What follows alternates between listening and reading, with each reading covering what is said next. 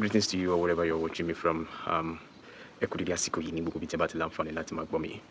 Ní pápápá mo wá sọ̀rọ̀ nípa Wunmi Toriola, WT, popularly known as WT. Àwọn èèyàn máa ń wò pé Wunmi Toriola ṣé bó ṣe máa ń ṣe nínú sinimá náà ló ṣe rí lójú ayé. Rárá o. Màá jẹ́ kẹ́ ẹ mọ̀ kankan wípé Wunmi Toriola ó wá láti ìdílé tí wọ́n mú ìbáwí lókùnkúndùn. Discipline home ni Wunmi Toriola ni ó ti wá. Bàbá ẹ̀ gẹ́gẹ́ bó ṣe sọ. Bàbá ẹ̀, my father was a very tough man. Ṣe pé discipline home ló ti wá, but she grew up with her grandmother, according to Wunmi Toriola. So her education was in Lagos till she gets to university level in University of Ilorin, where she studied linguistics. So let me talk about her career. She got into the industry through an audition movie titled Isheshilagba, put together by Funke Akindele Bello, produced by Taiwo Ajishefini. So our journey started from there. So let me take this as tough. Let me say this to all parents out there. Try to support your children's career in any way you can. Let me use Wunmi Toriola. She said, my father did not support my acting career. However, along the line, he saw the interest and passion I had for my career, and he had to support me. That's one thing about Wunmi Toriola, WT, her father. So NUB àti alágbàtọ́ nítòótọ́ ní ìbẹ̀rẹ̀ ó ṣeéṣe kó rí bákan ẹ máa wò pé ṣọmọ yìí lè make ẹ nídìí kíní ṣé kò lè make ẹ, but no, when you discover pé wọ́n ní passion fún kíní wọ́n nífẹ̀ẹ́ sí nǹkan tí wọ́n ṣe yìí tẹ́yìn náà dẹ̀ ṣe àtìlẹ́yìn tẹ́gbárùkù tí wọ́n di dandan kí wọ́n ṣe àṣeyọrí yìí gẹ́gẹ́ bí bàbá Wunmi Toriola ṣe padà létà ṣe àtìlẹ́yìn fún ọmọ rẹ̀ Wunmi Toriola. Ẹ wo bí tí Wunmi Toriola dé lónìí, bàbá ẹ̀ náà yóò máa wà proud pé ọmọ mi òun ni Wunmi Toriola. Another thing I want you to know about Wunmi Toriola is that challenges. She has passed through so many things. Let me tell you something she said out there once upon a time. She said one of the biggest challenges we face in the movie industry is piracy. Yes, I believe that has been settled, that has been solved. Nítorí láyé ìgbà kan piracy ó ṣe kíni ó jẹ́ ọ̀kan gbòógì tí gbogbo àwọn onítíátà tí wọ́n kojú. Ó dẹ̀ mú kí ìfàsẹ́yìn bá iṣẹ́ wọn, but now thanks to the technology, thanks to advanced technology tó jẹ́ pé wọ́n ti fi ẹgbẹ́ kan yanjú ọ̀rọ̀ piracy. Ó tún wá sọ kankan. The biggest sacrifice I have made in my career is featuring in movies without being paid. Many of them say that wọ́n máa ń sọ lọ́pọ̀ ìgbà wípé wọn kì í sanwó fún wọn, but lénìí ọ̀rọ̀ náà ó ti yí padà, they are now being paid. Owó tó dáa ni wọ́n sọ fún wọn nísìn. So I can say that was once upon a time pé wọn kì í sanwó fún wọn, but nísìn Wunmi Toriola now she can see it confidently that she's making it from what she loves doing. Okay, it is also tough remaining calm in the face of cyber bullying. Sometimes I really want to respond, but I just have to let go. It took a whole lot to get to where I am today. Yes. When it comes to that kind of attitude, people normally do that to you. They'll bully you, they'll talk this, they will say that to you, but you just have to let it go. It's not everything you give response to. Like what WT Wunmi Toriola is saying right now. So she said she has given a lot. She said, I took a whole lot to get where I am today. So don't think it's over for you. You too, all what you are passing through right now, that is a whole thing, a whole lot that is requesting from you. Okay, she said something about a particular lesson, that I want you to pay attentive to. Wunmi Toriola has been somebody that is exceptional. When it comes to her roles, she gives it. When it comes to acting, she buries herself into acting, and that is why you see so many people love her so much. So talented actress. Okay, let me talk about this. She said something which I want you to note. I have learned not to listen to side talk. You also have to be consistent in whatever you do because people are noticing. Wumi Toriola said that you have to be consistent because people are noticing what you are doing now. Don't say because you are not getting what you want now that you have to give up. Má ti give up. Má sọ pé ó ti tán.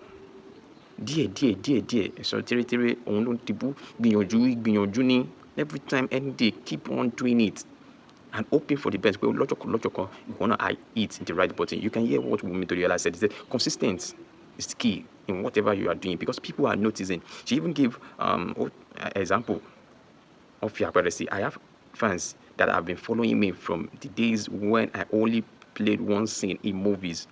People pay attention to details, but you may not know. That one is coming from Wunmi Toriola. Àwọn èèyàn ń wò ẹ́, o lè má mọ̀. Àwọn èèyàn ń notice nǹkan tó ń ṣe nísìnyí, wọ́n lè máa rò pé ta ló ń wò mí kí ni. No, Wunmi Toriola has been source of inspiration to many people out there. So that is why he's telling you, don't give up. Consistency. Keep doing what you are doing. Okay, let me give you one other thing.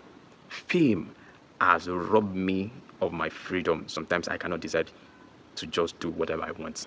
That is when you cannot understand it, but when you get to the peak, you understand that some things you cannot do in public. That's what Wunmi Toriola is trying to say, that fame has robbed her of some things she cannot do now. Okay, aside from, Wunmi Toriola, she's a businesswoman. If you don't know, she's a businesswoman. Apart from acting, she's into skincare, and she has her own business that she called WT Glow. WT Glow. So Wunmi Toriola kì í ṣe pé acting nìkan, ó tún ní other business tó fi ṣe kíni, tó fi ń jẹun lẹ́gbẹ̀gbẹ̀. So ìwọ náà máa rò pé iṣẹ́ kan ó ti tó fún ẹ, ìwọ náà gbìyànjú láti wá míì kó ṣe kíni, kó fi kún tọwọ́ rẹ̀, kó lè fi tẹ̀ sí ọwọ́ iwájú. Now, who is your role model? That was the question to Wunmi Toriola, and she said it. I want you to know this.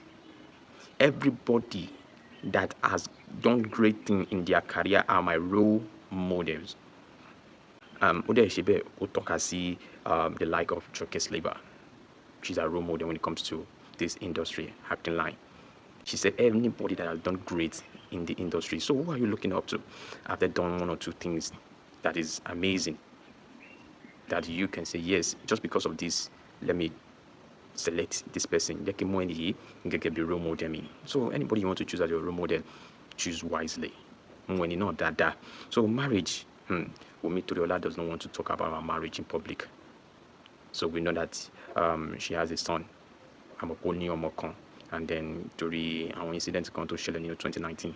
So Wunmi Toriola does not want to talk about our relationship in her out there. And also, she loves to shop, read, travel, watch movies. Whenever she wants to relax, she stays indoor. I've noticed that about her too. So fashion, she said this about fashion, and that is where I'm going to conclude right now. My style can be defined as simple and classy. I don't follow trend.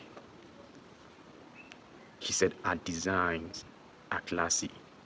She don't follow trend.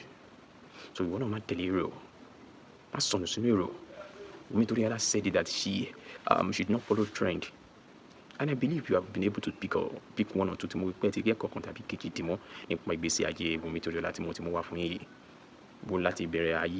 Our father, disciplined person, did not support her career in the first place. One could shut line phone, Ibia Koko Shuboni Bang, one could share at line phone. Èyí fún gbogbo àwọn òbí àti alágbàtọ́. Òun náà gbìyànjú, ó lọ sí audition kó tó di pé wọ́n mú òun náà. Òun náà tiraka láti jẹ́ ènìyàn láyé. She said it, consistency. Tó bá ń ṣe lójoojúmọ́, wá rò pé àwọn èèyàn ò rí ẹ, àwọn èèyàn ń wò ẹ́. Wunmi Toriola sọ. And she likes to be different. Apart from acting, kí ni wọ́n náà ṣe? Kí ni àwọn kan tí wọ́n náà gbìyànjú láti ṣe? She said she's a business woman.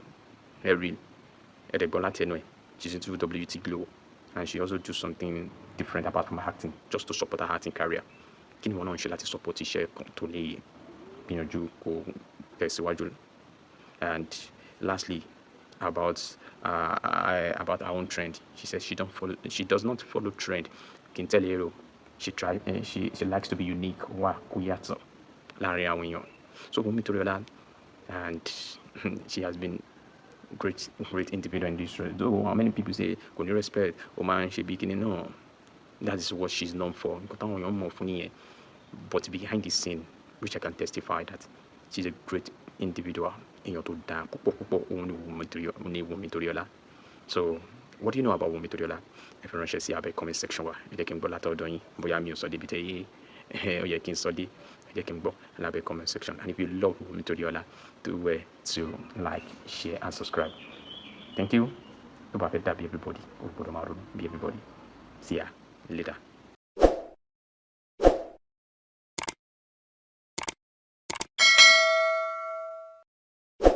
Ọ̀tẹ̀ ló ń jẹ́ ló ń pè ọ́, kò sẹ́ni tí ò lórúkọ tiẹ̀, àti wípé ọmọ kì í gọ̀ títí sẹ́ẹ̀ kó gbàgbé orúkọ ara rẹ̀. Ààfin tèmi ò nílò ìdánimọ̀ lọ́jà, tó bá dọ́jà báyìí wọ́n á mọ̀ pé ó dọ́jà ni. Èmi tìyín tòótọ́ Samuel Owóyẹmí, fẹ́lẹ́fẹ́lẹ́ láyé lórúkọ mi, fẹ́lẹ́ ní gbogbo èèyàn mọ̀ mí sí. Èmi náà kọ́, Ọlọ́run ọba òkè ló fún mi ṣe ní gbogbo ìgbà.